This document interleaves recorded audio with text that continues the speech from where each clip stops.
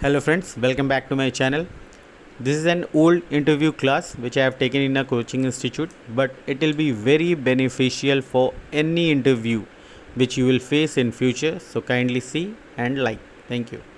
तो सेल में ज्वाइन करने के बाद लेटर ऑन मेरे को लगा कि भाई पब्लिक सर्वेंट बनना चाहिए, तो आगे उसकी तैयारी करने लगा और उसके बाद फिर अभी जहाँ पे हैं वहाँ पे हैं। बेसिकली इसमें मैं अभी जो लोग अभी इंटरव्यू देने वाले हैं उसके लिए मैं कुछ बताना चाहता हूँ कि उनको जो कम टाइम बचा हुआ है, बेसिकली इस बार टाइम बहुत कम बचा हुआ है इंटरव्यू के लिए, तो उतना कोई खास टाइम नहीं है कि आप अच्छे से प्रिपरेशन कर पाए अपनी सारी चीज़ों का। तो एक ओवरऑल व्यू देना चाहता हूँ जो कि स्ट्रेटेजाइज करेगा आपको अपनी स्ट्रेटेजी बनाने में कि आप उसको कैसे इनकाउंटर कर पाए अच्छे ढंग से और मैक्सिमम पॉसिबल मार्क्स कैसे उसमें अवेल कर पाए। देखिए, इंटरव्यू में सबसे इंपॉर्टेंट चीज होता है कि आप अपने आप को कैसे रिप्रेजेंट करते हैं। द मोमेंट आप डोर से अंदर आते हैं, हेलो, ऑडिबल है सबको? Yes sir. कोई बात नहीं। द मोमेंट आप डोर से अंदर आते हैं और उसके बाद फिर जब तक आपका इंटरव्यू खत्म होता है तब तक आपको असेस किया जाता है। अच्छा इंटरव्यू आपको पता बहुत बारी चल जाता है कि हाँ अच्छा क्या है, बहुत बारी नहीं पता चलता, पर मार्क्स अच्छे आते हैं उससे शायद। तो इंटरव्यू देने के लिए सबसे इंपॉर्टेंट चीज होता है, एक टर्म होता है एक्सप्रेस योरसेल्फ।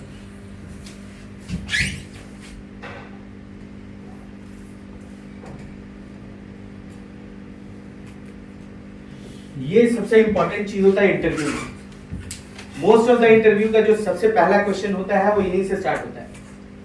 जनरली जो बंदे तैयारी नहीं करते हैं वो जब जाते हैं, आप उनसे पूछिएगा एक्सप्रेस योरसेल्फ बताइए, तो वो बताएंगे कि आई एम फलना फलना, आई एम ये पास आउट फ्रॉम दिस।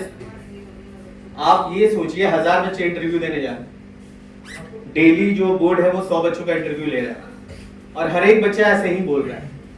आपने उसको कुछ डिफरेंट नहीं दिखाई देना पहले बार में। आपको पहले बार में एक इम्पैक्ट छोड़ना होता है, बाद में हो सकता है कि आप उसको कैपिटलाइज कर ले कुछ अच्छे जवाब दे के, लेकिन उतना रिस्क नहीं ले सकते। आपको पहले क्वेश्चन से ही एक बढ़िया परफॉर्मेंस देने के लिए श्योर होना चाहिए। तो आपको एक्सप्रेस योरसेल्फ बहुत अच्छे से तैयारी करनी चाहिए, प्रॉपरली लिख के, उसको मेमोराइज करके, बहुत बारी घर में अकेले बोल के, किसी के सामने बोल के, मॉक इंटरव्यूज में जब आपसे पूछा जाए आप अच्छे से बोलें, ऐसा नहीं लगे कि आप तैयारी करके आए हैं। इट शुड मतलब एक फ्लो होना चाहिए, उसमें हैप्पीजार्ड वे में नहीं बोलना है, फंबल नहीं करना है। तो इसके लिए एक अच्छा से एक्सप्रेस योरसेल्फ लेना चाहिए। अब क्या है कि इंटरव्यू होना है 20 से 25 मिनट का, हार्डली 30 से 40 मिनट का। अब अगर आप इंटरव्यूअर को छोड़ दीजिएगा तो वो तो कुछ भी पूछ देगा। वो तो ये भी पूछ देगा कि हजारीबाग में अभी कौन एमपी है, एमएलए है, या कुछ भी पूछ सकता है, एनीथिंग। इसलिए हम जब एक्सप्रेस योरसेल्फ तैयारी करते हैं तो आप ये चाहते हैं कि इसमें हम कुछ ऐसे ऐसे पॉइंट्स छोड़ते हैं। हम अपना इंटरेस्ट छोड़ सकते हैं, हम अपना स्ट्रेंथ छोड़ सकते हैं, हम अपना वीकनेस छोड़ सकते हैं, हॉबी छोड़ सकते हैं। हम ये इसलिए डालते हैं ताकि इंटरव्यूअर अगर उसको स्ट्राइक करता है तो वो इससे क्वेश्चन पूछे। अब मान लीजिए अगर 25 क्वेश्चन इंटरव्यूअर पूछना है या 40 क्वेश्चन पूछने वाला है, 30 क्वेश्चन आप जो उसको तैयारी करके आए हैं वो पूछ लेता है तो आपका इंटरव्यू अच्छा चला जाएगा। लेकिन अगर आप प्लेन एक्सप्रेस योरसेल्फ देते हैं और उसको उसमें कुछ पूछने लायक चीजें नहीं मिलती हैं तो वो फिर अपनी चीजों को पूछता है, तो वो सोचता है उस समय उसके जो दिमाग में चलता है, जिसका आप जवाब दे भी सकते हैं, नहीं भी दे सकते हैं। आप अगर अच्छे आपका सेंस ऑफ ह्यूमर है, प्रेजेंस ऑफ माइंड है, आप जवाब दे दिए, यू मे बी ट्रू, आपका इंटरव्यू में हो जाए, अच्छी बात है, बट आप गारंटी नहीं ले सकते। वो हो सकता है कुछ भी ऐसा पूछ दे जो आपको ना पता हो। अगर आप उतना रिस्क ले सकते हैं तभी वैसे होगा, अदरवाइज आपको बहुत सारे पॉकेट्स छोड़ने होते हैं अपने आंसर्स में, जिससे कि आप उसको इंटरेस्ट देते हैं कि वो उन चीजों के बारे में पूछे। उसके बाद आता है कि आपका जो प्रोफाइल आप जो लिखते हैं वो भी फॉर्म उनके पास होता है। बहुत बारी बोर्ड उनको पढ़ता है, बहुत बारी नहीं पढ़ता है, पढ़ता है तो आप जो फॉर्म भरते हैं उसमें भी कुछ चीजें ऐसी हो सकती हैं जिससे कि वो बातें उनके दिमाग में जाए कि वो उनसे पूछे। तो या तो आपको एक्सप्रेस योरसेल्फ में बहुत सारे पॉइंट डालने होंगे जिससे कि वो पूछे, या फिर आपको अपने डैश में जब आप भरते हैं उससे पूछने के लिए देना चाहिए। बहुत ही कम पॉसिबिलिटी होता है कि वो इन दोनों को छोड़ के कुछ और पूछता है। पहले तो इन चीजों को कंप्लीट तैयारी कर लेना चाहिए कि आपका स्ट्रेंथ क्या है, वीकनेस क्या है। आप सिंपली नहीं बोल सकते कि राइटिंग पोएम मेरा इंटरेस्ट है या फिर ऐसे है। वो कर भी सकता है काम, बट एकदम पक्का बात नहीं होता है कि आपको वो मार्क्स देंगे उनके लिए। तो इसलिए आपको इन चीजों पे बहुत अच्छी से तैयारी करनी चाहिए। अब मान लेते हैं कि एक्सप्रेस योरसेल्फ और आपके डैश से क्वेश्चन नहीं है, वो कुछ और पूछता है। मैं बहुत कट शॉर्ट करके बता रहा हूँ क्योंकि टाइम शायद ज्यादा नहीं है, नहीं तो इसमें और डिटेल बताया जा सकता था। अब अगर इन सब चीजों के अलावा भी कुछ पूछते हैं इंटरव्यू में, आपको बहुत कम चांसेस है कि आप कुछ फैक्चुअल बोलेंगे या कोई वेग टर्म अपने आंसर्स में यूज करेंगे और वो उसको नहीं पकड़े। आपको अपने जवाब में कभी भी वेग टर्म नहीं बोलना चाहिए, कभी भी गलत इंफॉर्मेशन नहीं देना चाहिए। कोई भी ऐसा चीज बोलिएगा गलत या फिर अनडिफाइंड अचानक से, तो वो उस चीज को पकड़ेगा और ग्रिल करेगा। तो आप मोस्ट ऑफ द जो आंसर बोलते हैं उसमें जवाब ऐसा होना चाहिए कि अगर कोई अनयूजुअल सा वर्ड भी आप यूज कर रहे हैं तो आप उसका बैकग्राउंड में तैयारी करके, लेट्स से कोई बोल दिया कि नॉस्टैल्जिक है, तो वो पूछेगा कि नॉस्टैल्जिक है तो कैसे है, तो कहाँ काम किए, क्यों किए। लेकिन आप तैयारी जब करते हैं तो आप जानबूझ के डाले हैं ये वर्ड ताकि वो पूछे आपसे कि आप नॉस्टैल्जिक से क्या समझते हैं, क्यों है और काम कैसे किए। तो हम उसका प्रिपरेशन करके आए हैं।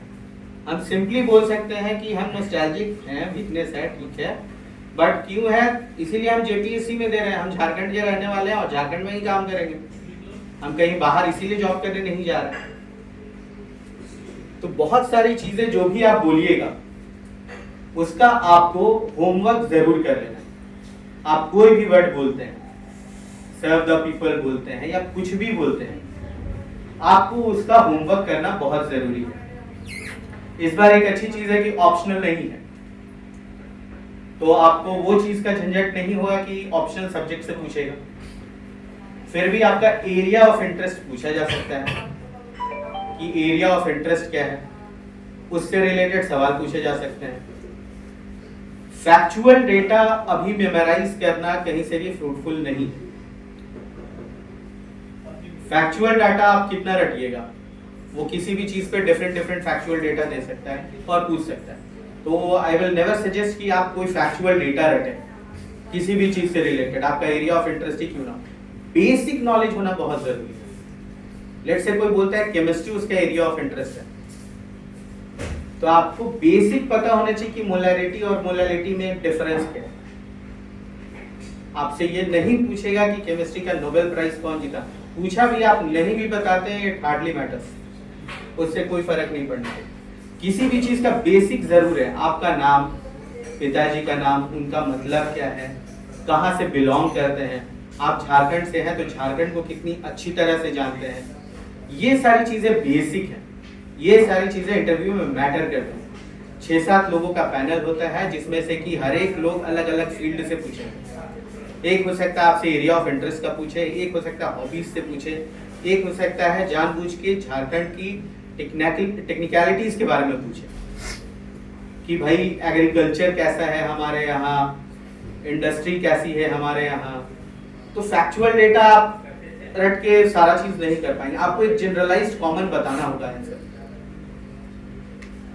और उसमें जब आंसर बताते हैं तो कोई भी अननेसेसरली का टेक्निकल वर्ड्स नहीं डालना चाहिए। डाल रहे हैं तो उसका होमवर्क जरूर करके आए, क्योंकि अगर आप उसका होमवर्क नहीं करेंगे उस टेक्निकल वर्ड को और आपसे पूछा गया तो आप ब्लैंक हो जाइएगा। तो इस छोटे से टाइम में मेरे को लगता है कि इतना जरूर आप लोग एक्सप्रेस योरसेल्फ, अगर जो लोग बहुत अच्छे से तैयार करते हैं, आप लिख के रख लीजिए कि आप अपनी आधी जंग को जीत जाते हैं इंटरव्यू में। द मोमेंट आपसे पूछता है आपके बारे में, आप 2 से 3-4 मिनट आराम से इसके लिए ले सकते हैं, तो आपको नहीं टोकेंगे। टोकेंगे तभी जब कुछ अच्छा पॉइंट डालिएगा और वो उससे कुछ पूछना चाहते हैं। मेरा जो एक्सप्रेसिव सेल्फ था जैसे, तो मैंने उसमें बहुत सारी चीजें डाली थी, अडे डाला था, मैंने लगभग 4-5 इंटरव्यू दिया है, हर एक इंटरव्यू निकाला है। यूपीएससी भी जब मैंने इंटरव्यू दिया था तो उसमें भी ठीक ठाक इंटरव्यू मार्क्स आए थे, 195 के अप्रॉक्स। तो टीसीएस का टेक्निकल इंटरव्यू, एचआर इंटरव्यू भी दिया था, सेल का भी 2 इंटरव्यू निकाला है, यूपीएससी का भी इंटरव्यू निकाला है। तो मेरा जो एक्सपीरियंस बताता है मैं उसके तहत आपको ये बता रहा हूँ। और मैंने अपने कॉलेज में बहुत लोगों को बहुत सारी चीज़ें ऐसी बताई हैं जिसके जो कि फ्रूटफुल प्रूव हुई हैं उनके लिए इंटरव्यू में। तो इसलिए ये सारी चीज़ें बहुत अहम हैं इंटरव्यू के लिए। अगर आपको लगता है कि केवल आप प्लेन इंटरव्यू लिखिएगा तो इंटरव्यू आपके लिए उस पर टाइम नहीं देगा और वो कुछ दूसरी चीज़ें पूछेगा, आप उसको अपने तरफ से ड्राइव नहीं कर पाइएगा। इंटरव्यू का मतलब है कि आप उसको खुद से ड्राइव कीजिए, आप इतनी सारी चीज़ें उनको दीजिए, ये लीजिए ये लीजिए। कोई भी चीज़ें आप बताते हैं अगर उसको अनयूजुअल लगता है वो उसके बारे में पूछेगा ही पूछेगा। बड़ा इसमें कॉमन सा एक लास्ट एग्जांपल देके मैं खत्म करना चाहूँगा कि जब हम लोग 3rd ईयर इंजीनियरिंग में थे तो मेरा एक फ्रेंड था, तो टाटा टेलीकॉम आई थी कैंपस के लिए और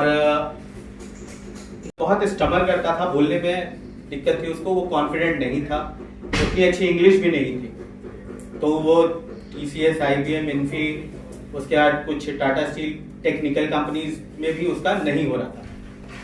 बाद में ये आई थी and he was very fitter.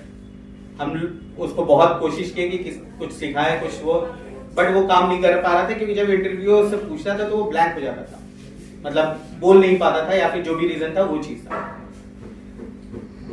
मतलब रिस्क लिया लेकिन गलत था सही था मेरे को नहीं पता, बट वो काम किया। जब टेलीकॉम में उसको अपना भरना था डैफ, तो उसमें वीकनेस था एक पॉइंट, उस वीकनेस में मैंने उसको मारिया शारापोवा लिखवाया था। She is a lawn tennis player. अब बहुत सारे मेरे दोस्त थे कि क्यों लिखवा रहा हूं, बट मैं बोला कि जब इतना कंपनी में नहीं हुआ एक और रिस्क ले लो मेरे नाम पे, तो मारिया शारापोवा लिखवाया था। अब ऑब्वियस है कि कौन नहीं पूछेगा कि वीकनेस मारिया शारापोवा क्यों है भाई। हम उसको एक चीज दिए हैं खेलने के लिए, वो खेलेगा ही, ऑब्वियस है। एंड आई प्रिपेयर्ड हिम कि तुम कुछ भी जवाब दो नहीं दो, लेकिन मारिया शारापोवा के बारे में 5 मिनट लिख के रखो और रट के रखो और बोलना कि 6 फीट इतनी इंच है, ये जीती वो जीती, बहुत बढ़िया है, अच्छा खेलती है, ऐसे ऐसे एकदम तुम जो दिल है कॉलेज का बड़ा सारा निकाल देना उस इंटरव्यू बोर्ड में। जब हम लोग फिर निकला हुआ तो पूरे लोग घेरे हुए थे, मैं पूछा क्या हुआ भाई, वो बताया कि यार मेरे से पूछा इतना सारा टेक्निकल क्वेश्चन, हम एक भी जवाब नहीं दे पाए। हम बोले मारिया शारापोवा पूछा, बोला हाँ पूछा। हम बोले तुम बताया, बोला हाँ बताया। हम बोले सारा कुछ बोला, बोला हाँ बताया। फिर लेकिन बोला कि लेकिन हम टेक्निकल वाला एक भी जवाब नहीं दिया, बाकी कोई जवाब नहीं दे पाए। हम बोले कोई दिक्कत नहीं, तुम मारिया शारापोवा का जवाब दिए हो ना। वो बोला हाँ सर दिए, लिख के रखिए। उसी दिन उसका कैंपस हुआ टेलीकॉम में एंड वही थी स्टोरी। बाकी रेस्ट वॉज हिस्ट्री। अभी भी वो टाटा टेलीकॉम में ही काम कर रहा है, जमशेदपुर में पोस्टेड है। तो हमको उनको देना पड़ता है कि आप पूछिए और उसका होमवर्क करना पड़ता है। आपका तरीका कुछ भी हो सकता है, आप बहुत अच्छे से तैयारी करेंगे, बहुत ये करेंगे। देखिए ऐसा नहीं है कि this is the only way, आपका अपना स्ट्रैटेजी भी हो सकता है। I am talking about a generalised strategy. आप बहुत शार्प हो सकते हैं, आपकी पर्सनैलिटी अच्छी हो सकती है, आपका सेंस ऑफ ह्यूमर अच्छा हो सकता है, आपका कॉमन सेंस अच्छा हो सकता है, which might get through you to the interview, आपको निकाल सकता है। लेकिन एक ब्रॉड लेवल पे स्ट्रैटेजी जो होनी चाहिए ताकि हम 90% श्योर रहे कि मेरा इंटरव्यू अच्छा जाए, उसके लिए आपको होमवर्क करना बहुत जरूरी है, एक एक वर्ड पे, एक एक चीजों पे। Thank you, that's all. A disclaimer: experimentation like Maria Sharapova must not be done, but rest everything like express yourself is very beneficial, must be beneficial, so do it for sure.